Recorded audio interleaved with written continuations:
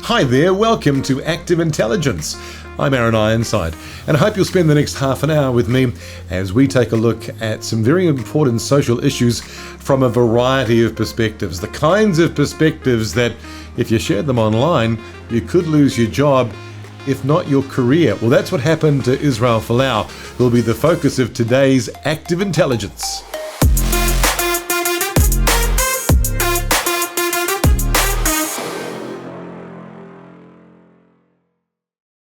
On today's show, we talk with a man who has done way more than just tweet about his views on LGBTQ issues. He's written books about them. He's an American author and radio host by the name of Dr. Michael Brown, and he's my guest today. But first of all, we take a look at a story that has been definitely in the public eye in this part of the world for the last couple of years. I'm talking about rugby player Israel Folau and the trouble he got into when he tweeted the controversial answer to the question, "What do you think happens to gay people when they die?" And he simply quoted a Bible verse. Well, that quote would cost him his job and his career. Let's take a look. With today's acknowledgement and apology by Rugby Australia, we have been vindicated and can now move on with our lives. And yet this was the very outcome that neither side said they'd accept. There's these messages from those within our community and the wider sports community that leaves us in no doubt that we are doing what's right. We started this journey on behalf of all people of faith to protect their rights of freedom of speech and religion. It was all over this Instagram post where Folau said homosexuals, amongst others, would go to hell. When Rugby Australia ripped up Folau's $5.7 million contract, claiming he'd breached its code of conduct, it set in train a long and bitter legal process. Now, both parties have backed down and apologised. In a joint statement, Rugby Australia said it acknowledges and apologises for any hurt or harm caused to the Folaus. While Mr. Folau did not intend to hurt or harm the game of rugby, and acknowledges and apologises for any hurt or harm caused. Well, it appears that the wilderness might be over. Not exactly a return to the first grade, of course. It'll have to be Gold Coast's A grade with the Southport Tigers. But billionaire boss Clive Palmer at least seems to have his head screwed on. He understands what the issue really is. I don't know what his views are, to be honest. All I know is that he's placed on the Twitter or something a quote from the Bible, and I know that the Bible's used every day, quoted in churches right across Australia for millions of Australians. I know when we go to Parliament, many parliamentarians refer the text of the Bible and they pray every day. I know that when you go to court and you swore in for evidence, you put your hand on the Bible. So to me, it's nothing extraordinary that someone makes a quote from the Bible. And I think there's a thing about proportionality. I just say from the media, it's grown out of all proportions. It certainly shouldn't affect a person's livelihood, how he can support his children and what he can do. We want to have an example where people of all religions, all faiths can play sport.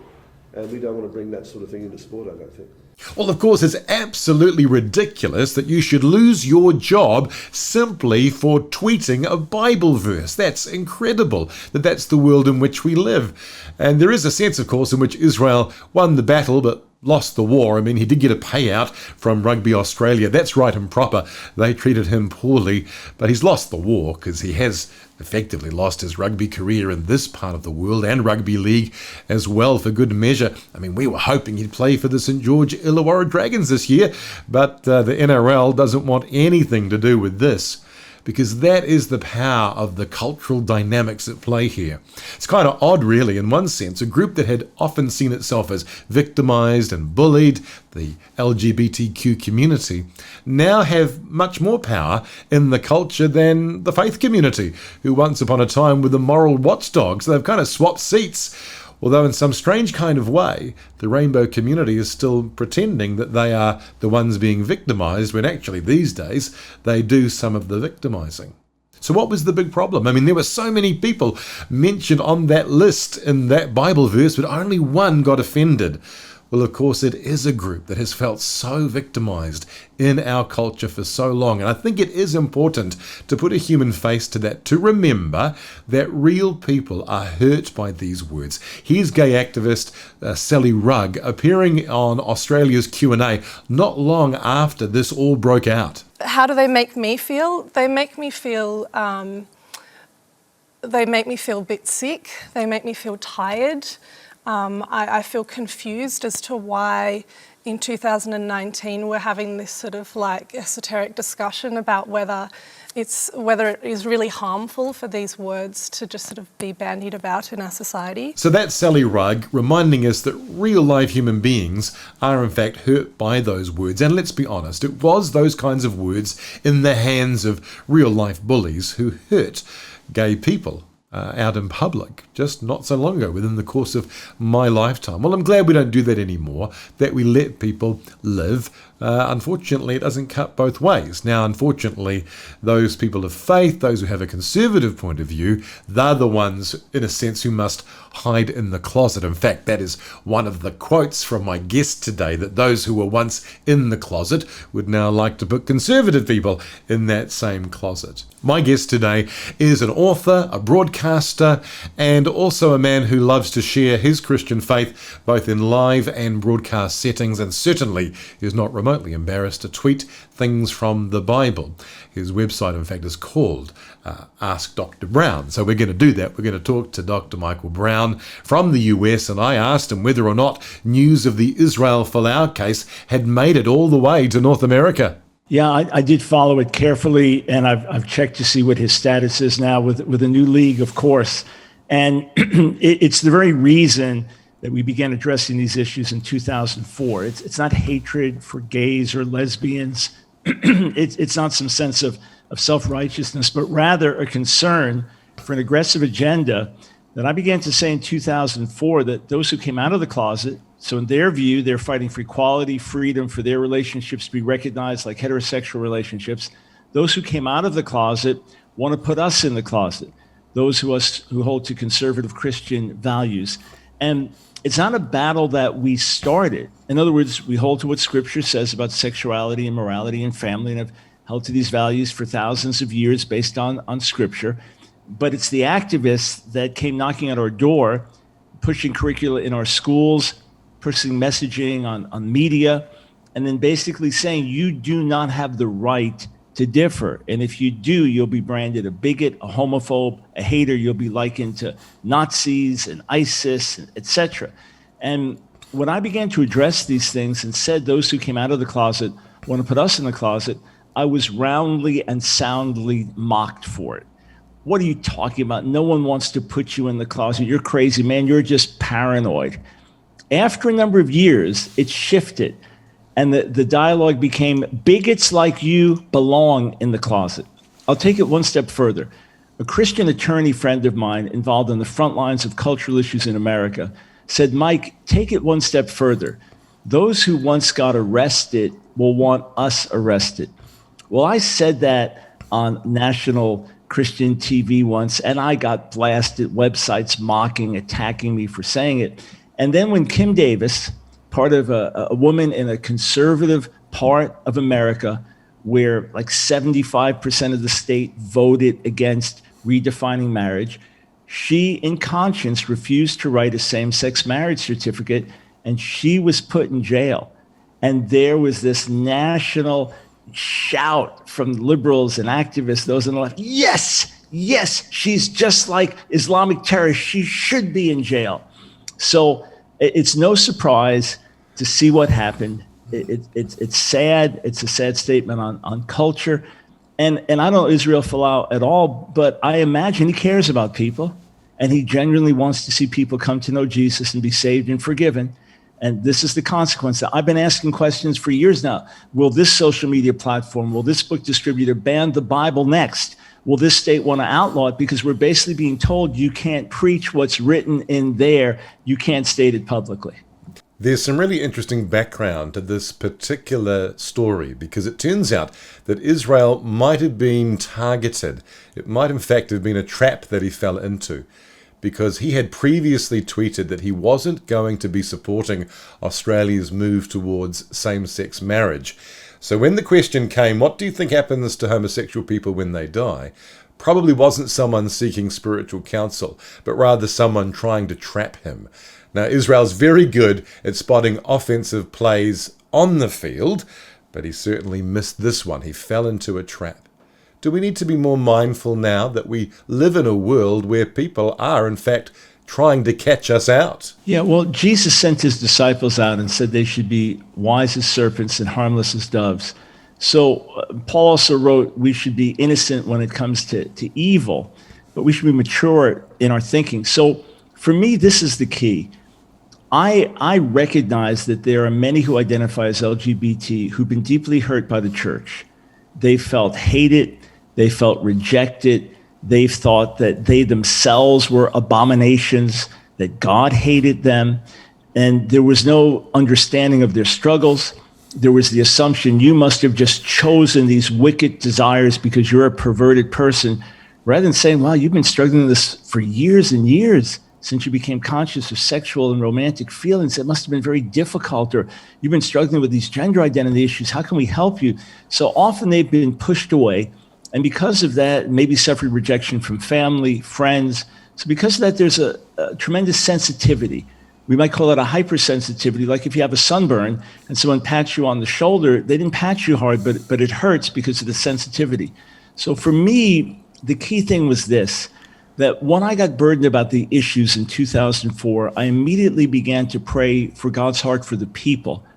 And he really broke my heart for the individuals involved. So I separate the activism from the people. And the word that God laid on my heart was reach out to the people with compassion, resist the agenda with courage. So reach out and resist. Hearts of compassion, backbones of steel.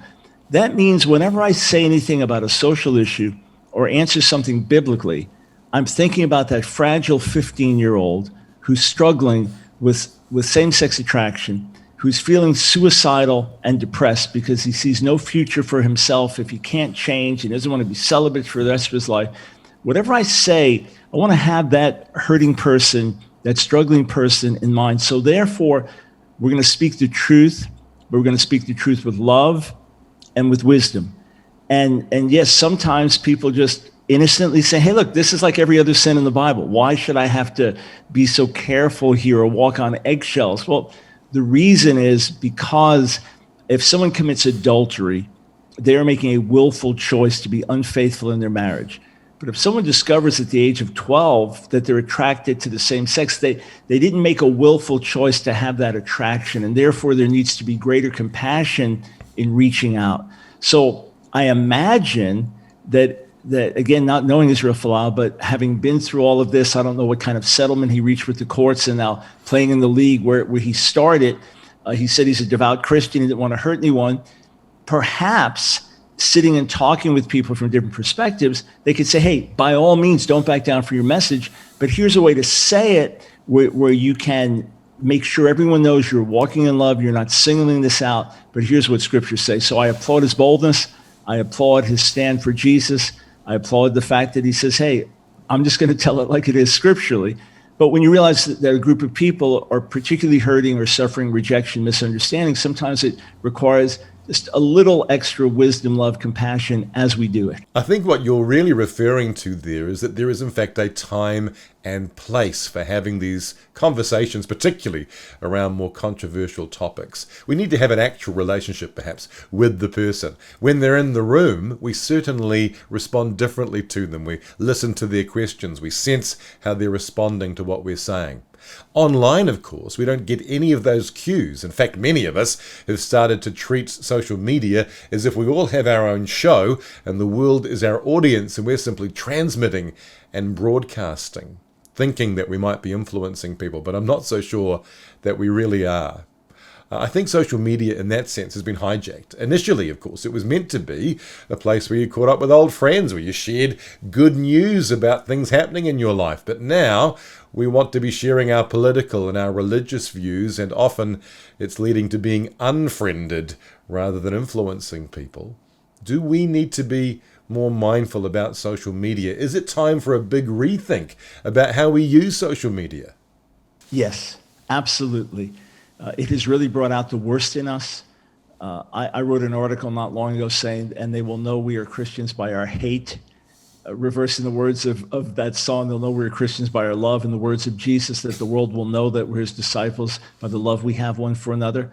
I mean, we savage each other. We're just within the body, within the church. We're cruel, we're nasty. Especially in America, we get so politicized over things and treat people in ways we never would if we were with them face to face. And then there's no respect, there's no honor. For example, if you were a leader in a ministry or an organization, you'd be treated with certain respect face to face, naturally. But online, you're just another voice there. And how many times that I'll see something and just literally at a stoplight, waiting a minute for the light to change, see something and think that needs a response, shoot something out quickly, whereas with more thought and consideration, it would sound different. But let me say this, because it's really important that we don't mislead anyone. Those that are coming to censor us, those that are coming to silence us, don't care if we're polite, if we're nice. So my thing about being polite and gracious is in order to win people, in order to help people. But having done that for years, having gone out of my way to communicate in gracious and honoring and respectful ways, I've still been censored. We've still had social media battles.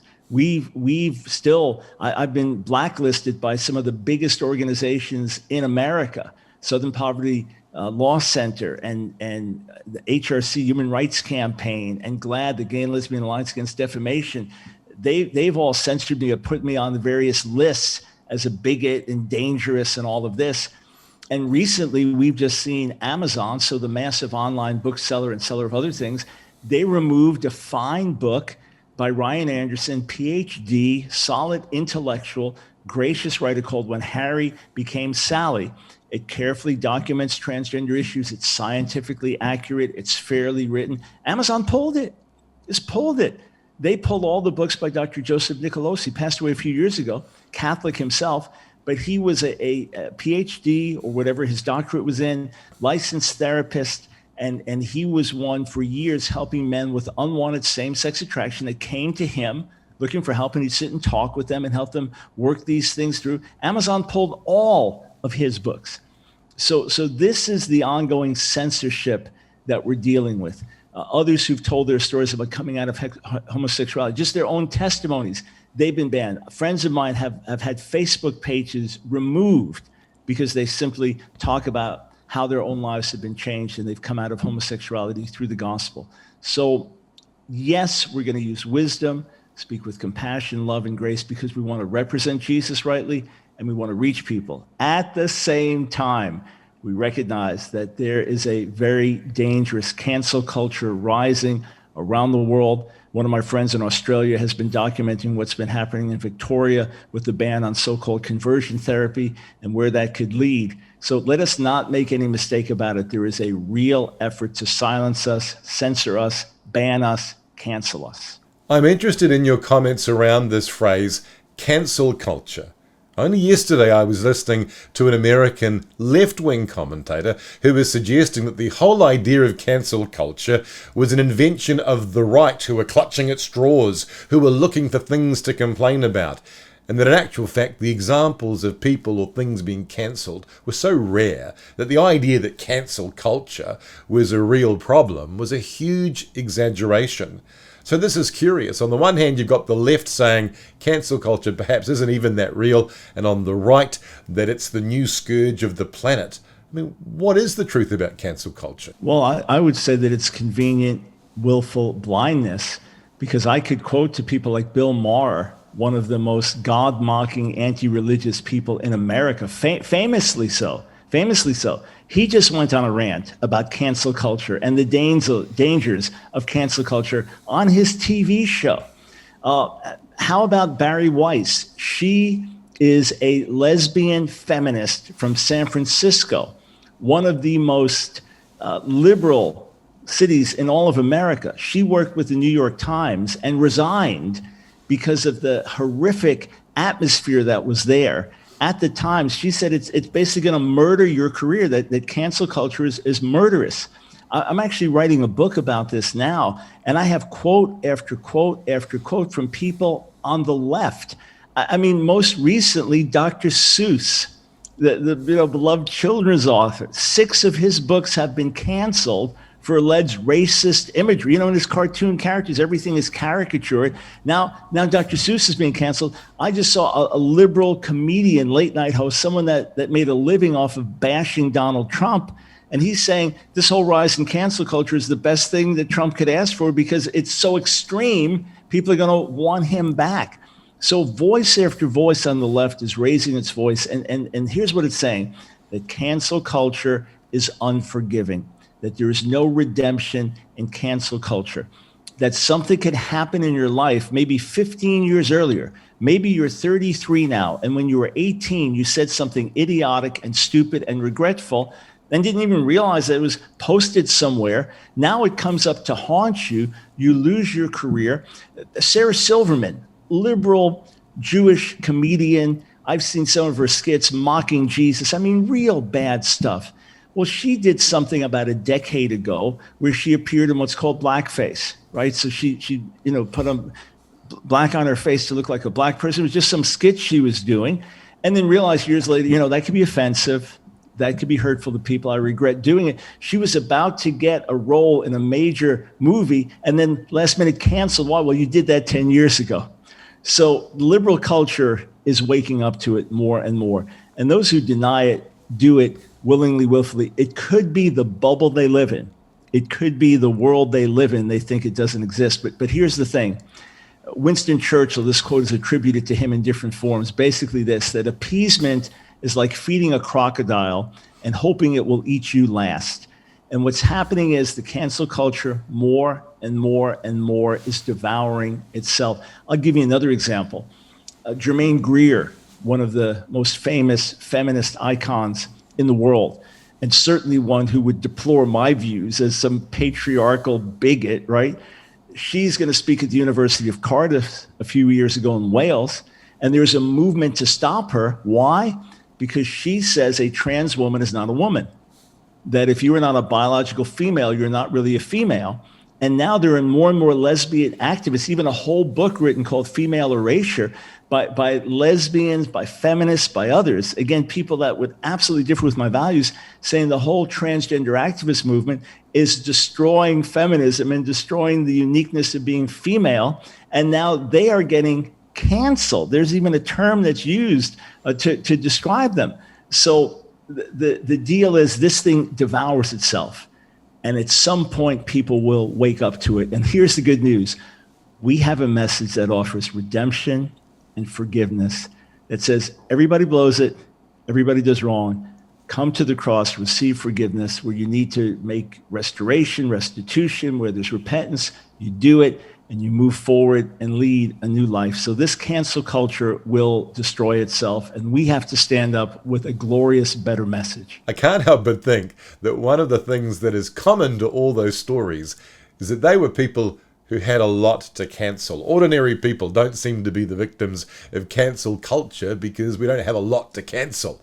So what advice would you give, maybe to a young athlete who's just embarking upon a high-profile career, maybe as a person of faith, and is wondering, should I keep my faith to myself? Should I keep it on the down low? After all, there are so many now who might want to take everything away from me by drawing me into making comments that don't really do anything except put my career at risk. What advice would you give to that young athlete? Yeah, well, remember, first and foremost, that you save your life by losing it, and you lose it by finding it. Meaning, if you are dead set on career first, prosperity first, fame first, and therefore you're going to put your views in the closet, you've lost your life. You are now a slave to the opinions of others, and the integrity that makes you who you are has been compromised. If, on the other hand, you say, hey, if I lose my career, if I lose my pension, if I lose whatever, so be it. I'm going to glorify the Lord. Now you're free. From there, what you want to do is always lift up Jesus. And you always want to be as gracious and kind a human being as you can. You want to make clear, hey, I don't hate anybody. I'm not bashing anyone. I want to lift up Jesus. And if something comes up and you feel it's right to address, you don't have to just every time there's a controversial opinion, say something. That may not be your calling. You wait for the right opportunity, you look for the right situation. But when you feel, hey, I have been told I have to wear these socks now, these gay-themed socks in solidarity with gay pride, sorry, I can't do that. Hey, listen, I'm not making you, wear a Bible verse and imposing that on you, so you're free to do what you do. I love everybody, but I can't do that. Then let people call you what they do, but the more you are gracious, then you will overcome evil with good. And look, Jesus saves the world by dying for the world. Sometimes the greatest thing we can do is take a hit. Sometimes the greatest thing that we can do is take loss. Here's the amazing thing. When we honor the Lord through it, something better will come out of it. And in the light of eternity, Israel Folau is not going to be known as a rugby star or Australian football rule star. He's going to be known as a man of God. He's going to be known as a follower of Jesus. And obviously, he's a gifted athlete, could have set even more records. I understand the consequences are massive and what monies he could have made. I understand all of that. But in the light of eternity, what matters most is he's known as a strong Christian. So make sure in your heart you're unashamed of the gospel. Pray again for that spirit of love to radiate through you, and then stand when it's right to stand. And I believe that people are getting fed up with the politically correct narrative of today. I believe they're getting fed up with this rise of cancel culture and its ruthlessness. Now, you can't read Shakespeare in school because he was a white supremacist. And it just keeps going further and further and becoming more and more absurd. And people are saying, enough.